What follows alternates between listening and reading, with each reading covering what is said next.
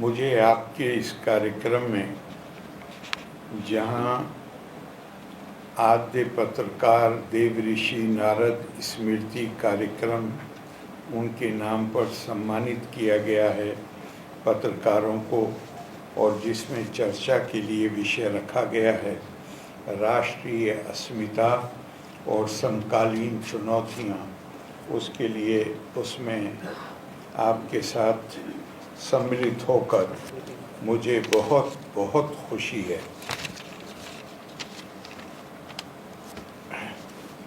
मुझे याद आता है कि 1982 में मैं सूचना प्रसारण मंत्रालय में जूनियर मिनिस्टर था, उप मंत्री था। उस वक्त उत्तर प्रदेश के बिजनौर ज़िले में पत्रकारों की चूँकि कई संस्थाएं हैं तो मुझे नाम याद नहीं, लेकिन उनका अखिल भारतीय सम्मेलन बिजनौर में हुआ था। वहाँ मुझे उन्होंने आमंत्रित किया 1982। मेरी उम्र भी 31 साल थी उस वक्त। तो मैंने वहाँ, मुझे याद आ गया कि जो मैंने वहाँ कहा था और जो मैं समझता हूँ कि आज भी पूरी तरह लागू होता है। मैंने कहा कि दो प्रोफेशन ऐसे हैं जिसमें किसी भी न्यूनतम योग्यता की आवश्यकता नहीं है। एक, अगर मैं इलेक्शन लड़ना चाहता हूँ तो सिवाय इसके कि मैं भारत का नागरिक होना चाहिए और 25 साल की उम्र होनी चाहिए, उसके अलावा कोई दूसरी क्वालिफिकेशन, योग्यता निर्धारित नहीं की गई। इसी तरह अगर मैं पत्रकारिता करना चाहूँ तो भी किसी योग्यता का निर्धारण नहीं है। अब तो बहुत इंस्टीट्यूट खुल गए और बहुत ही कोर्सेज आ गए, प्रोफेशनल ट्रेनिंग लेके नौजवान बच्चियां, बच्चे पत्रकारिता के क्षेत्र में आ रहे हैं, लेकिन उस ज़माने में कोई इंस्टीट्यूट भी नहीं थे। आज भी इंस्टीट्यूट होने के बाद भी अगर कोई ऐसा व्यक्ति जिसकी इसमें रुचि है और उसके पास कोई योग्यता जो प्रेस्क्राइब्ड क्वालिफिकेशन फॉर्मल ना हो, तो भी उसको अधिकार है कि वो रजिस्ट्रेशन करा के और पत्रकारिता कर सकता है। लेकिन मैंने वहाँ कहा था कि जहाँ पर कोई न्यूनतम योग्यता निर्धारित नहीं की गई, वहाँ सबसे ज़्यादा योग्यता की आवश्यकता, सबसे ज़्यादा योग्यता की आवश्यकता। और योग्यता कैसे आती है?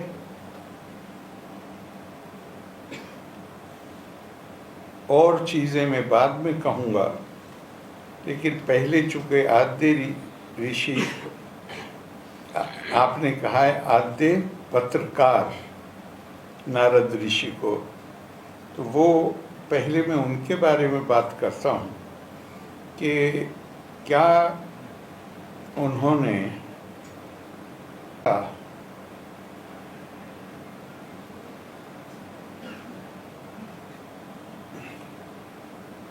हम कितना सब कुछ पढ़ते हैं अपनी किताबों में, क्या उनका ज्ञान था।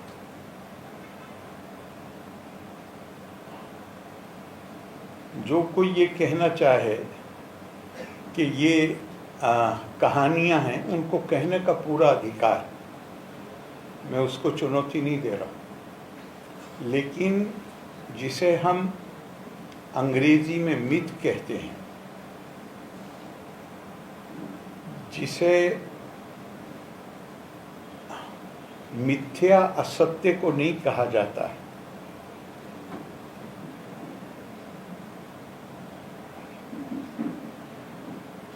श्लोकार्धेना प्रवक्ष्यामि यदा वंता गिरंथा कोटिशा।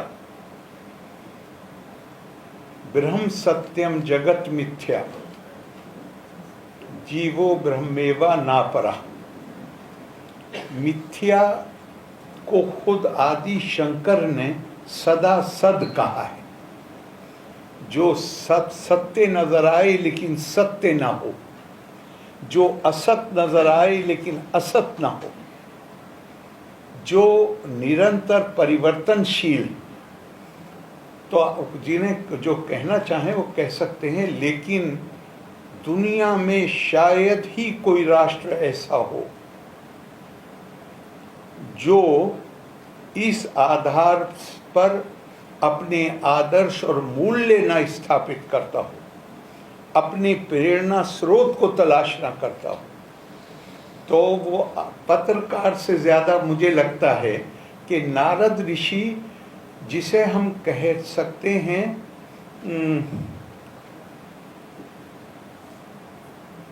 कि आज अंग्रेजी में कहते हैं पब्लिक इंटेलेक्चुअल, जो हमें उपलब्ध हैं, जिनसे हम कहते हैं कि आके किसी, हम जाते हैं उनके पास या वो आते हैं और वो किसी भी विषय पर जो हमारे मस्तिष्क में जो प्रश्न पैदा होते हैं उसका समाधान देने के लिए तत्पर रहते हैं। तो यहाँ मुझे याद आता है कि उनके जैसा ज्ञानी पुरुष, ये छांदोग्य उपनिषद में है ये कहानी छोटी सी, उनके जैसा प्रज्ञावान ज्ञानी व्यक्ति सनत कुमार के पास जाता है, और सनत कुमार वो हैं जिनकी छवि मासूम बालक की है, और उनसे कहता है कि मुझे ज्ञान का मार्ग दिखाएं और सर्वोच्च सत्य की शिक्षा देने की कृपा करें। तो सनत कुमार उनसे कहते हैं कि पहले मुझे ये बताइए कि आप खुद क्या क्या जानते हैं, क्या शिक्षा ग्रहण की है, फिर मैं तय करूँगा कि आपको क्या और शिक्षा दी जाए। और वो कहते हैं, तराति शोकम आत्मविद, मैंने ये सुना है कि अगर आत्मविद्या प्राप्त हो जाती है तो इंसान को शोक से मुक्ति, दुखों से मुक्ति मिल जाती। लेकिन मेरे दुखों, मैं तो सारी विद्याएं जानता हूँ, शास्त्र जानता हूँ, नक्षत्र शास्त्र जानता हूँ, सारे शास्त्रों का उन्होंने नाम लिया कि मैं ये सब जानता हूँ, लेकिन मेरा शोक खत्म नहीं होता। तो सनत कुमार उनसे कहते हैं, मंत्रा विदे वास्मी न आत्मविद। किताबी ज्ञान शोक को खत्म नहीं कर सकता, दुखों का निवारण केवल आत्मज्ञान या ब्रह्म ज्ञान के माध्यम से ही हो सकता है। तो ये उनकी पहचान मेरे नज़दीक। अब पत्रकारों का क्या काम है? पत्रकारों का काम है कि वो जानकारियाँ उपलब्ध कराएं जो लोगों, जो घटनाएं घटित हो रही हैं। और इसमें मुझे, जब मैं अपने इतिहास के चरित्रों को देखता हूँ, तो मुझे इसमें पत्रकार के रूप में जो नज़र आते हैं वो संजय। हम संजय हम बच्चों के नाम भी रखते हैं संजय, बहुत से लोगों का नाम है संजय, लेकिन वो व्यक्ति जो धृतराष्ट्र को कुरुक्षेत्र में होने वाली पल पल की घटनाओं की सूचना दे रहा था, उसका नाम संजय नहीं था। उसकी उपाधि या उसका प्रोफेशन पत्रकारिता। उससे हमें ये पता चलता है कि हमारी परंपराएं, हमारी विरासत पत्रकार से क्या अपेक्षा करती। भारत में जिसे हम जीत कहते हैं, विक्ट्री कहते हैं, उसके लिए दो शब्दों का प्रयोग हुआ है। एक विजय है और एक जय है। बाहर के शत्रु पर काबू पाना ये विजय है, और जो शत्रु हमारे अपने अंदर निवास करते हैं, हमारी प्रकृति के अंदर, उन पर काबू पाने को जय कहा गया है। इसीलिए हमारे राष्ट्रीय, अभी हम लोगों ने अपना राष्ट्रगान पढ़ा, उसमें विजय शब्द का प्रयोग नहीं है, जय हो जय हो जय हो है। और ये इतना ही नहीं, वीर वो है जो बाहर के दुश्मनों पर काबू पाए, महावीर वो है जो अपनी इंद्रियों को जीत ले। जिन धर्मस्य विधाये नेको ये वे प्रोक्ता महर्षि भी स्वयं स्वयं विज्ञानम आश्रिते।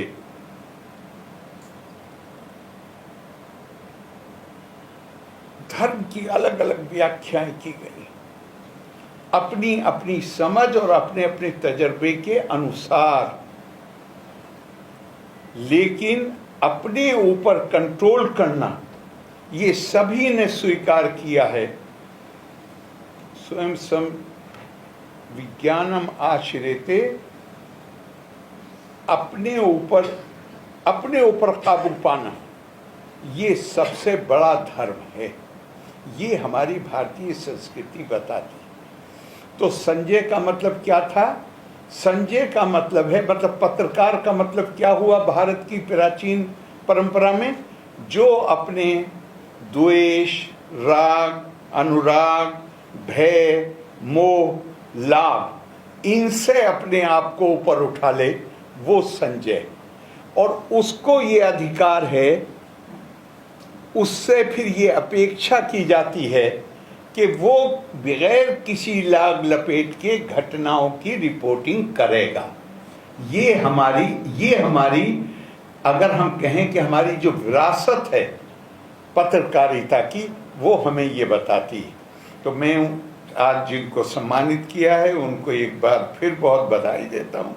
और आज का जो विषय है मैं उसकी तरफ आता हूँ, राष्ट्रीय अस्मिता और हमारे सामने चुनौती। पहला सवाल तो ये कि हमारी राष्ट्रीय अस्मिता को हम कैसे तय करें?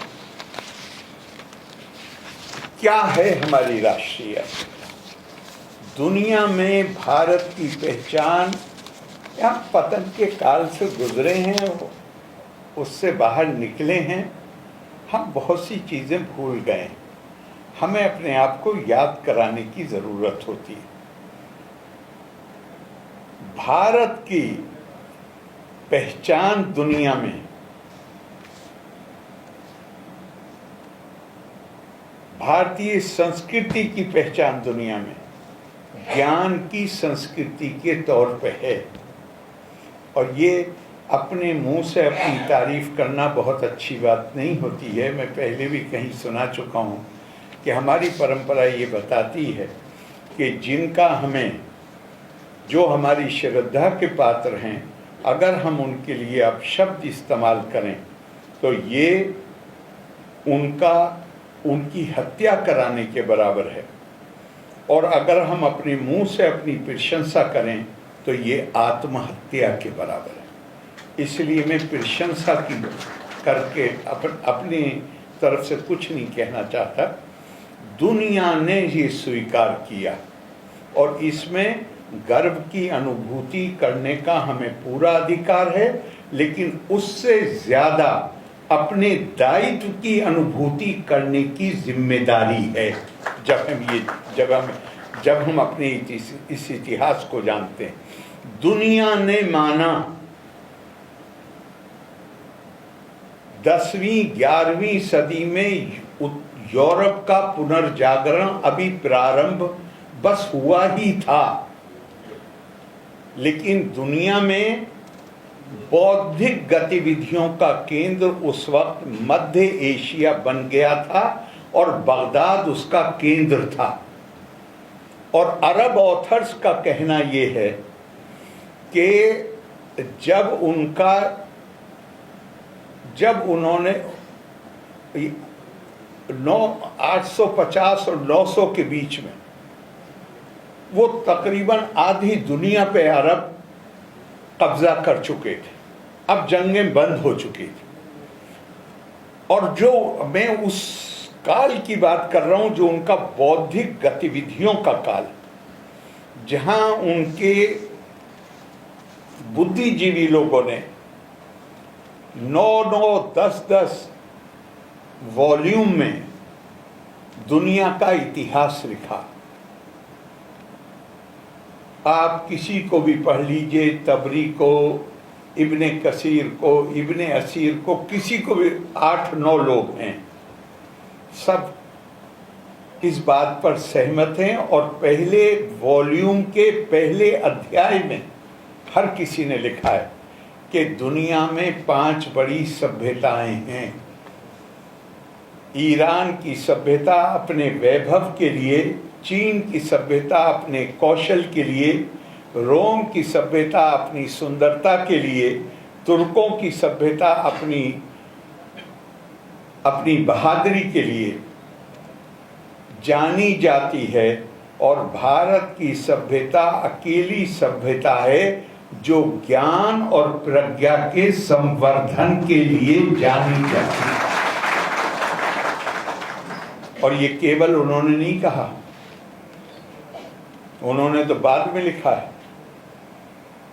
प्रॉफिट साहब कभी हिंदुस्तान नहीं आए, लेकिन मदीने में बैठ के उन्होंने क्या कहा, अजीदू रिहल इल्मी मिन बिलादिल हिंद, भारत भूमि से मैं ज्ञान की शीतल हवा के झोंके आते हुए महसूस कर रहा हूं।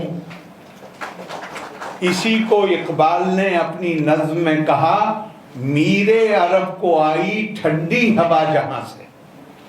लेकिन ये ठंडी हवा सर्दियों में चलने वाली हवा नहीं थी, ये ज्ञान की ठंडी हवा थी। साफ साफ है उसमें, इकबाल के यहाँ नहीं है, लेकिन जिसका उन्होंने ट्रांसलेशन किया है वो टेक्स्ट बिल्कुल साफ साफ कहता है, अजीदू रिहल इल्मी, इल्म ज्ञान, उसकी हवा मैं भारत भूमि से आती हुई महसूस करता।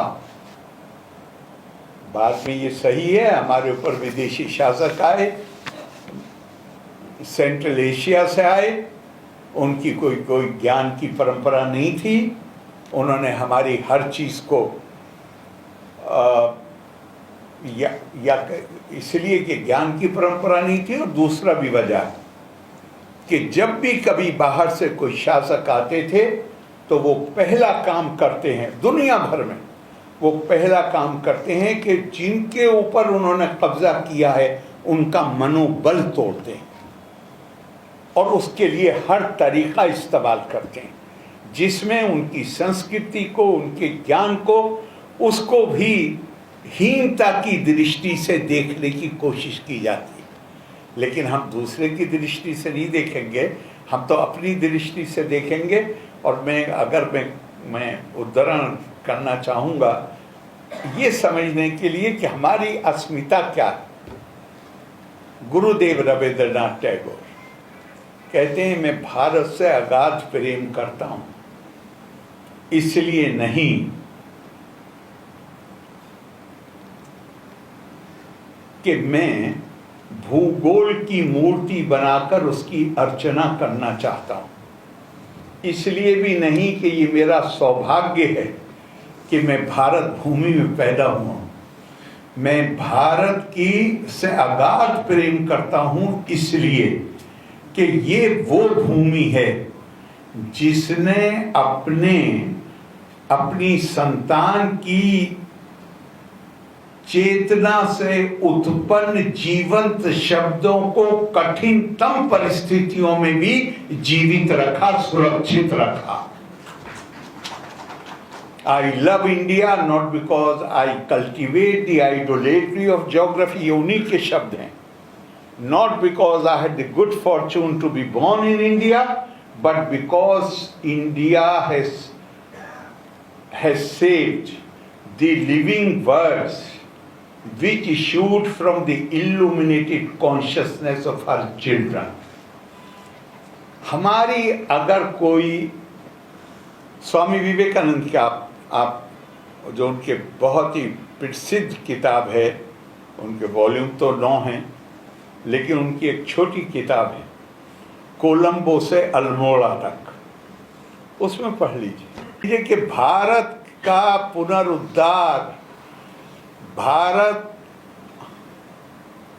का जो स्वर्णिम भविष्य है वो अपनी ज्ञान की परंपरा को पुनर्जीवित करके ही हो सकता है। मैं बहुत दफा सोचता था कि भारत अगर ज्ञान का केंद्र था जो था, भारत को पूरी दुनिया उस तरह देखती थी, तो आखिर इतिहास ने हमारे साथ इतनी क्रूरता क्यों करी? इसका जवाब आपको बहुत जगह नहीं मिलेगा, आप बहुत पढ़ने वाले हों तो भी नहीं मिलेगा, लेकिन इसका जवाब भी स्वामी विवेकानंद और स्वामी रंगनाथ नंद ने दिया। खास तौर से स्वामी रंगनाथ ने, उन्होंने कहा भारत में हमेशा माँ सरस्वती की पूजा की गई है। तपा स्वाध्याय निरितम, ever devoted to the pursuit of knowledge.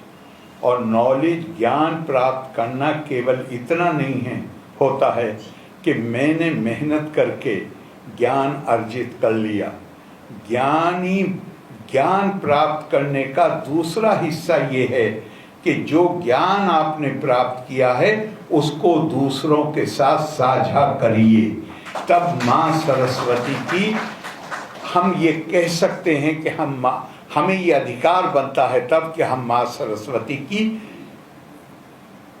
आराधना करते हैं, अर्चना करते हैं।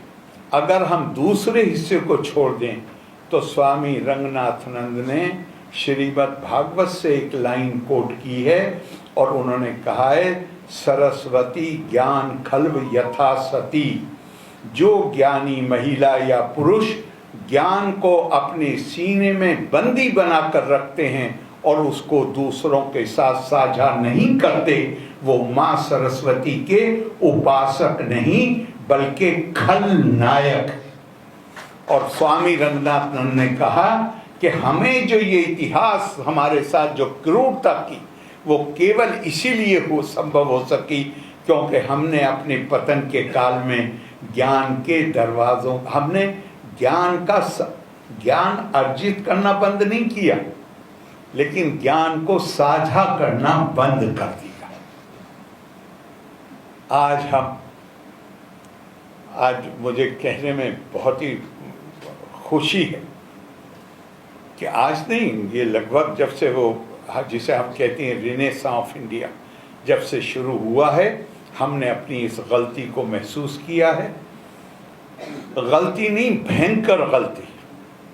और मुझे कैसी खुशी होती है देख के कि महाराष्ट्र से, मैं जाति की बात नहीं करता हूँ इसलिए मैं नाम नहीं लूँगा किसी जाति का, लेकिन महाराष्ट्र से रिक्रूट हुए अध्यापक वो जाके नॉर्थ ईस्ट में आदिवासी और शेड्यूल कास्ट के बच्चों को एकल विद्यालय के नाम से शिक्षा दे रहे हैं। और केवल शिक्षा नहीं दे रहे, जिनको शिक्षा दे रहे हैं उनके लिए ये अनिवार्य है उन्हीं के साथ रहें, उन्हीं के घर खाना खाएं, उन्हीं साथ रहकर उनकी पढ़ाई का काम करें। ये समाज में बोध हो जाना, लेकिन अभी वो सीमित बोध, अभी वो जो अपने दायित्व को समझते हैं, ऐसे संगठनों ने अपनी जिम्मेदारी को पहचाना है और वो ये काम कर रहे हैं। ये चेतना बड़े पैमाने पर पैदा करना नितांत आवश्यक है। हमारी अस्मिता, हमारी पहचान ज्ञान है। वो जब तक, और आज तो हर कोई कहता है जो सभ्यताएं ज्ञान का केंद्र नहीं थी पूर्व में, वो भी ये मानती, वो भी कहते हैं कि ज्ञान के सिवाय स्थिति का परिवर्तन करना, और परिवर्तन खराब भी हो सकता है, अच्छा भी हो सकता है, अच्छे परिवर्तन के लिए ज्ञान के अलावा कोई माध्यम नहीं। लेकिन भारत में एक और बात का बहुत ध्यान रखा गया है, वो भी हमारी पहचान का हिस्सा है। ज्ञान अर्जित करो, लेकिन इस बात का ध्यान रखो कि इस दुनिया में जितना नुकसान पढ़े लिखे लोगों ने किया, जितना खून उनकी वजह से बहाए जो पढ़े लिखे लोग थे, उतना बेपढ़े लिखों की वजह से नहीं बहा। तो हमारे यहाँ क्या कहा गया, साक्षरो विपरीतत्वे राक्षसो भवति ध्रुवम। अगर आपके मेरे पास ज्ञान है और मेरे पास संस्कार नहीं, अगर मेरे पास ज्ञान है और मेरे अंदर करुणा का भाव नहीं, अगर मेरे पास ज्ञान है और मेरे अंदर संवेदनशीलता नहीं है, तो ज्ञान तो सशक्तिकरण का माध्यम है। उस शक्ति का प्रयोग मैं कैसे करूंगा, उस शक्ति का प्रयोग मैं केवल स्वार्थ के लिए करूंगा। इसीलिए स्वामी विवेकानंद ने कहा, जीवन का उद्देश्य क्या है? सुख की प्राप्ति। सशक्त होने के बाद आप क्या करते हैं? जो ज्यादा से ज्यादा सुख जिन बातों से हम सोचते हैं हमारे जीवन में हो सकता है, हम उन चीजों को प्राप्त करने की कोशिश करते हैं। स्वामी विवेकानंद ने कहा, ये जीवन का उद्देश्य नहीं हो सकता। फिर क्या है? उन्होंने कहा, ज्ञान की प्राप्ति। फिर पूछा गया कि ज्ञान का उद्देश्य क्या है? उन्होंने कहा, ज्ञान का उद्देश्य अपने अंदर ये क्षमता पैदा करना है, जहां सामने से नजर आने वाली विविधता और विभिन्नता, उसके पीछे छुपी हुई एक आत्मा को इंसान देख सके। यदा भूता पृथक भावा मेकस्थमनु पश्यति तत्एवाचा विस्तारम ब्रह्मा संपद्यते तदा। ये जितनी विविधता हमें नजर आ रही, हम सब एक माँ बाप से पैदा बच्चे एक जैसे नहीं होते। केवल शक्ल सूरत अलग नहीं होती, उनके टेस्ट अलग होते हैं, अलग खाना पसंद होता है, अलग रंग के कपड़े पसंद होते हैं। तो भगवान कृष्ण अर्जुन से कहते हैं कि ये जो विविधता है, ये इसका सम्मान करो, इसको स्वीकार करो, ये नैसर्गिक कानून है। लेकिन अपने यहां रुको मत, अपने अंदर ये क्षमता पैदा करो कि इसके पीछे छुपी हुई जो आत्मा की एकता है, उसको देख सको। क्यों? क्योंकि हमारी ये विविधता जो है, ये कहां से उत्पन्न हुई है? सो कामा यथा बहुश्याम प्रजा ये थी। और जब परमात्म तत्व ने आदि काल में ये इच्छा की, कामना की, मैं अपनी प्रजा को पैदा करने के लिए बहुरूप हो जाऊं, तो हम में से हर एक उसका बहुरूप जो उसने फैसला किया, हम में से हर एक उसी का एक अलग रूप है। यो मां पश्यति सर्वत्र सर्वम चामयि पश्यति तस्याहं न प्रणश्यामि साचा में न प्रणश्यति। जो सबको मुझ में देखता है और मुझको सब में देखता है, ना वो मुझसे कभी अलग होता है, ना मैं कभी उससे अलग होता हूं। ये हमारी पहचान ये नहीं है कि हमने कितनी बड़ी बिल्डिंगें बनाई, हमने एटम बम बनाया, हमने क्या क्या भौतिक प्रगति की है। हमारी पहचान है ज्ञान और प्रज्ञा, उसका संवर्धन। हमारी पहचान, लेकिन इससे ये गलतफहमी में मत आइएगा।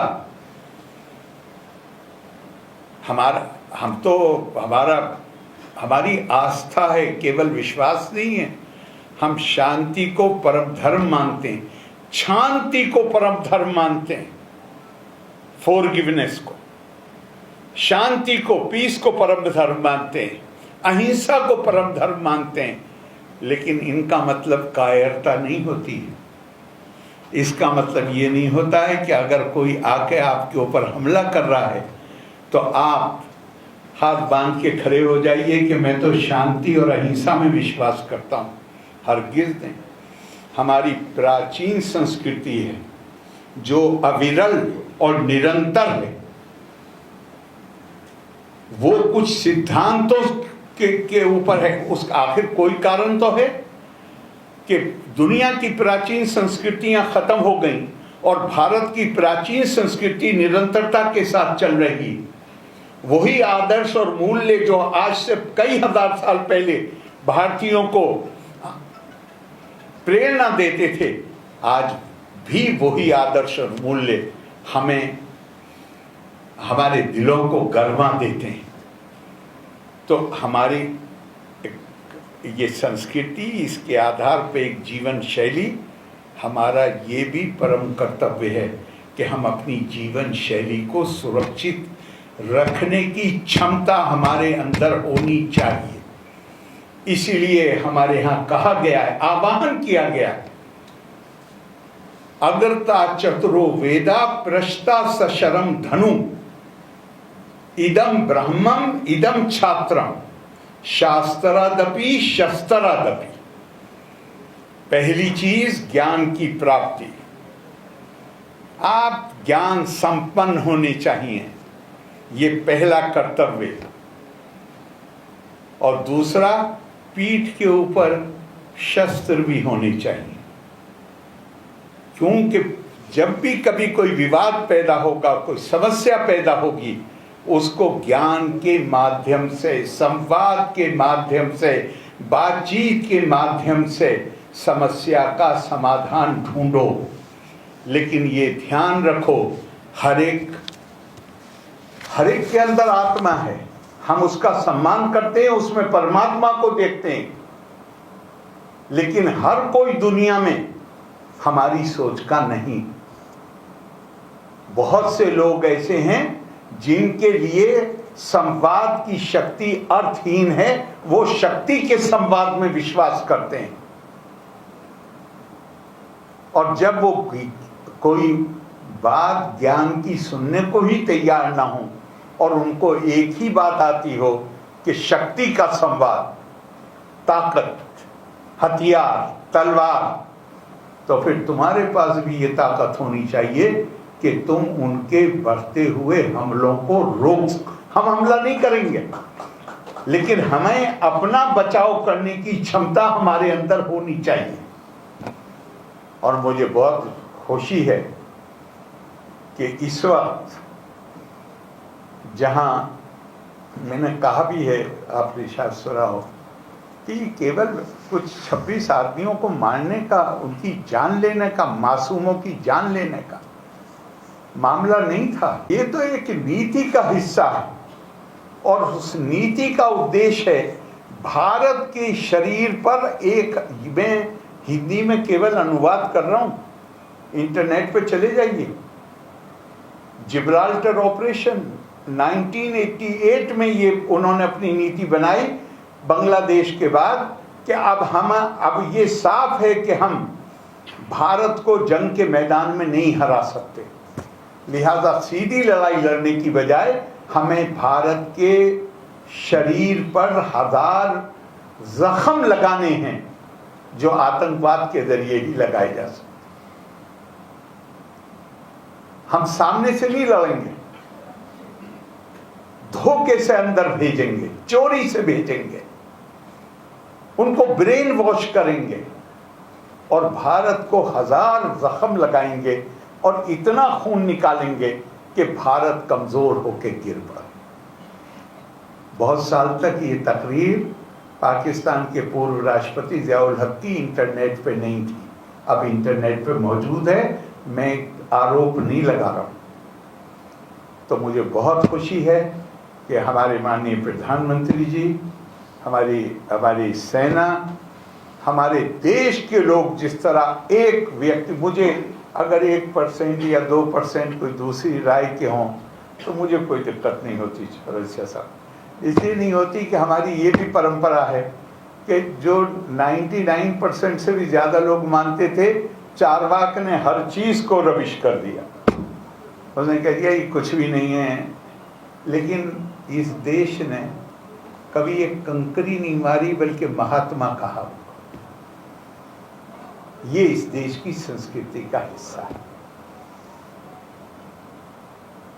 हमारी अस्मिता, मैंने जैसा आपने आज विषय रखा है, हमारी असल जो अस्मिता, इस आधुनिक युग में हम पूरी दुनिया के साथ आगे बढ़ेंगे। माननीय प्रधानमंत्री जी ने ऐलान किया है कि 2047 तक भारत को विकसित देशों की लाइन में आगे खड़े होना।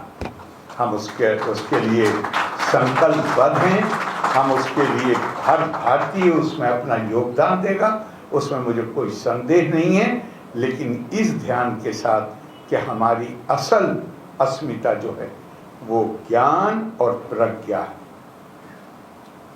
और एक बस कहते हुए बात खत्म करूंगा, बहुत समय ले लिया मैंने। मुझे आज ये पत्रकारों की सभा है, इसलिए कह दूं तो कोई बात नहीं है कि मेरा दिल रोता है जब मैं सुनता हूं जो कुछ यूनिवर्सिटीज में हो रहा है। यूनिवर्सिटी में बम मार के बच्चे की जान ले ली 3 दिन पहले। पिछले साल भी यही हुआ। राजभवन में मीटिंग हुई। कल मैंने वाइस चांसलर से पूछा, मैंने क्या मैंने सुना है कि जो उस मीटिंग में जो फैसले लिए गए थे उस पर क्या कार्रवाई हुई, उसकी रिपोर्ट भी नहीं आई। नहीं सर, रिपोर्ट तो तैयार हो गई, ये दस्तखत नहीं हुए। और दूसरा बच्चा फिर मर गया।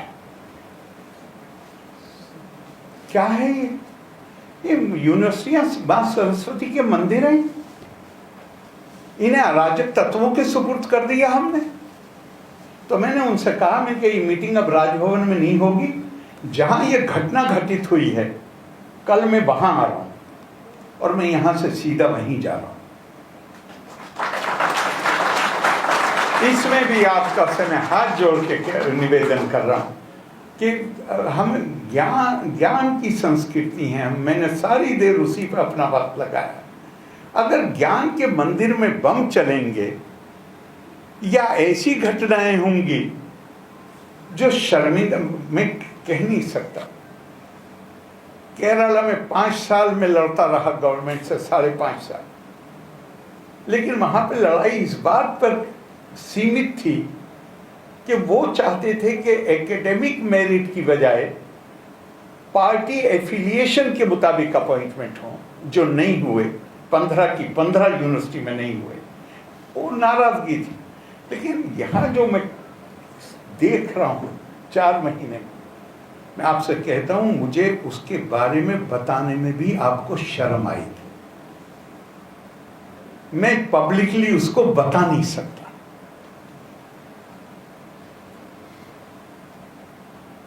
जिस तरह के फोन किए जा रहे हैं उन लोगों को जिनकी नई नियुक्ति हुई है, ये करोगे तो ये हो जाएगा, ये करोगे तो ये हो जाएगा।